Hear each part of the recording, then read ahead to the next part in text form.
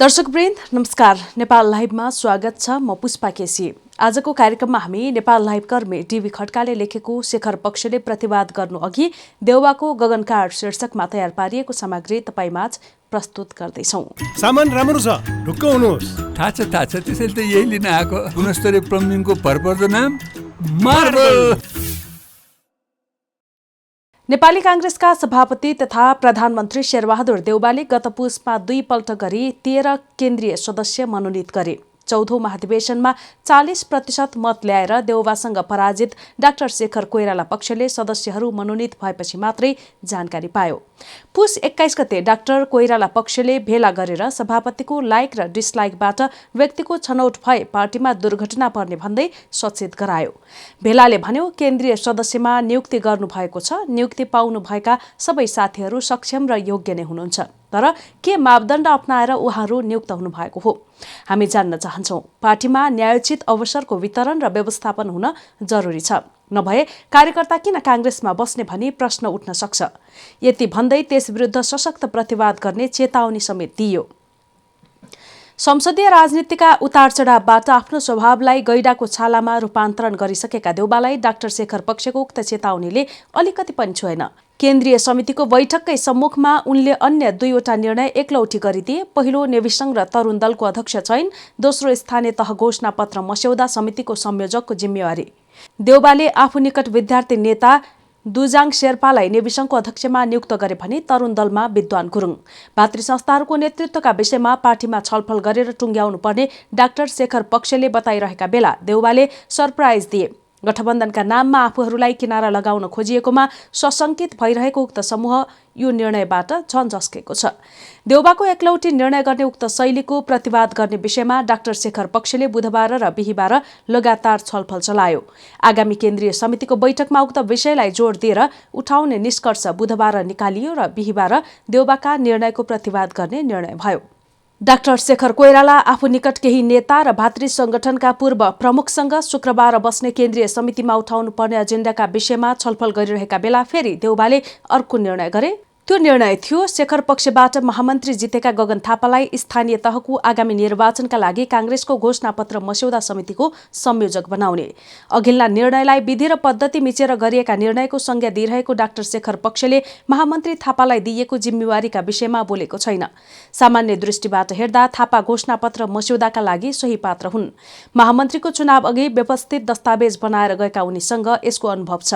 त्यही दक्षताको प्रयोग गर्न देउवाले चाहेका हुन सक्छन्। महामन्त्री समेत रहेकाले थापालाई जिम्मेवारी दिने हक सभापतिका रूपमा देउवालाई छ र जिम्मेवारी पाउनुपर्ने अधिकार थापाको हो। देउवाको राजनीतिक चाललाई नजिकबाट नियालिरहेकाहरू भने यसलाई गगनकाँडका रूपमा अर्थाउन थालेका छन्, जसले डाक्टर शेखर पक्षको आक्रोश केही हदसम्म मत्तर पार्नुका साथै एजेन्डालाई कमजोर बनाउनेछ। केन्द्रीय समितिको बैठक एक दिन मात्रै पर भएका कारण त्यहीबाट थापालाई उक्त जिम्मेवारी दिँदा त्यसको महत्त्व झन बढी हुन्थ्यो भने केन्द्रीय समितिले स्वामित्व पनि लिन्थ्यो। देउवा एक दिन कुर्न चाहेनन्। डाक्टर शेखर समूहबाट महामन्त्री बनेका मात्रै नभई त्यो समूहमा प्रभावशाली समेत रहेका थापालाई निर्वाचन केन्द्रित जिम्मेवारी दिइसकेपछि बैठकमा आउने प्रश्न झेल्न सहज हुने देउवाको आकलन बुझ्न सकिन्छ। डाक्टर शेखर समूहबाट महामन्त्री बनेका मात्रै नभई त्यो समूहमा प्रभावशाली समेत रहेका थापालाई निर्वाचन केन्द्रित जिम्मेवारी दिइसकेपछि बैठकमा आउने प्रश्न झेल्न सहज हुने देउवाको आकलन बुझ्न सकिन्थ्यो। डाक्टर कोइराला पक्ष स्थानीय तहको निर्वाचनमा गठबन्धन बनाएर निर्वाचनमा जान चाहिरहेको छैन। उक्त पक्षको बुधबार भएको छलफलको निष्कर्ष छ, पार्टीभित्रको एक पक्षलाई किनारा लगाएर गठबन्धन गर्ने नाममा भागवण्डा गर्ने प्रयास भइरहेको छ। यो पक्षका डाक्टर कोइराला मात्रै होइन, उपसभापति धनराज गुरुङ र महामन्त्री गगन थापा लगायतले सार्वजनिक रूपमा गठबन्धनका विपक्षमा बोलिरहेका छन्। गठबन्धन नहुँदा यो पक्षका नेताहरूले धेरै ठाउँमा चुनाव लड्न पाउने आशा त छँदैछ। यदि कांग्रेसले अपेक्षित परिणाम हासिल गर्न सकेन भने देउवालाई त्यसको जिम्मेवार बनाएर आगामी संसदीय निर्वाचनमा देउवालाई कम प्रभावी बनाउने भित्री चाहनाले समेत काम गरिरहेको छ। महामन्त्री थापालाई घोषणापत्रको मस्यौदा समितिको संयोजक बनाएर उनले यो जस अपजस समान रूपमा बाँड्ने रणनीति समेत अख्तियार गरेको विश्लेषण हुन थालेको छ। पार्टीभित्रको प्रतिपक्ष निस्तेज पारिरहेका देउवाले पार्टीभित्र आफ्नो प्रतिकूल बन्न थालेका समूह निरन्तर निष्प्रभावी बनाइरहेका छन्। हुर्किँदै जान थालेको कृष्णप्रसाद सिटौला समूहलाई अघिल्नै महाधिवेशनमा छिमोले र यसपल्ट आफ्नै नेतृत्वको एक हाँगाका रूपमा कलमी गरे। अघिल्लो कार्यकालभरि देउबाको कार्यशैलीमाथि प्रश्न गरिरहेका प्रतिपक्षी रामचन्द्र पौडेललाई 14औं महाधिवेशनमा निष्क्रिय बनाए र आफूले चुनाव जिते। त्यसैगरी डाक्टर शशाङ्क कोइराला, प्रकाशमान सिंह लगायत हुर्किँदै गरेको देउबा विरोधी भावना गएको महाधिवेशनमा ओइलिसकेको छ। गएको महाधिवेशनमा डाक्टर शेखर नेतृत्वको अर्को प्यानल बन्यो। त्यसले आंशिक सफलता समेत हासिल गर्यो। उक्त समूह अहिले पार्टीभित्र देउबाको प्रतिपक्षका रूपमा छ। तर त्यही समूहमा रहेका प्रभावशाली नेता महामन्त्री थापालाई भने उनी धेरै पर पुग्नबाट रोकिरहेका छन्। पछिल्ला दिनहरूमा बालुवाटारले झेल्ने ठूला समस्या समाधानका हिस्सेदारका रूपमा थापालाई नजिकै राखेका छन्। उनलाई उपयुक्त समयमा उपयुक्त जिम्मेवारी दिएर थापाको टोन नियन्त्रणमै राख्न सफल भइरहेको घटनाक्रमले देखाउँछन्। 2074 साल निर्वाचनपछि जुर्मुराएको 7 भाइको युवा समूहलाई उनले यसैगरी निस्तेज पारेका थिए। उक्त समूहका एक प्रभावशाली नेता विश्वप्रकाश शर्मालाई त्यही बेला प्रवक्ता बनाएर त्यसलाई बुत्ते बनाए। 14औं महाधिवेशनसम्म पुग्दा यही समूहका अर्का प्रभावशाली नेता प्रदीप पौडेल देउबाकै महामन्त्रीका रूपमा चुनाव लडेर पराजित भए।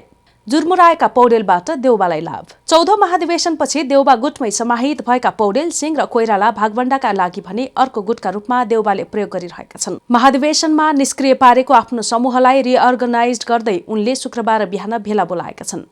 त्यसको संकेत उनले शुक्रबारको बैठक अघि गरे। महाधिवेशनमा निष्क्रिय पारेको आफ्नो समूहलाई रिअर्गनाइज गर्दै उनले शुक्रबार बिहान भेला बोलाएका थिए। आगामी निर्वाचनमा देउबा इतरले पाउने भागको हिस्सेदारी आफू रहेको संकेत पौडेलको यो भेलाले गरेको थियो। पौडेलको सक्रियताले देउबालाई लाभ नै हुनेछ। देउबाभन्दा फरक गुटमा रहेकाहरू एकत्रित हुने पौडेलको सक्रियताले रोक्ने मात्रै छैन, संस्थापन इतरका नेताका रूपमा उदय भइरहेका डाक्टर शेखरलाई समेत साइजमै राख्नेछ।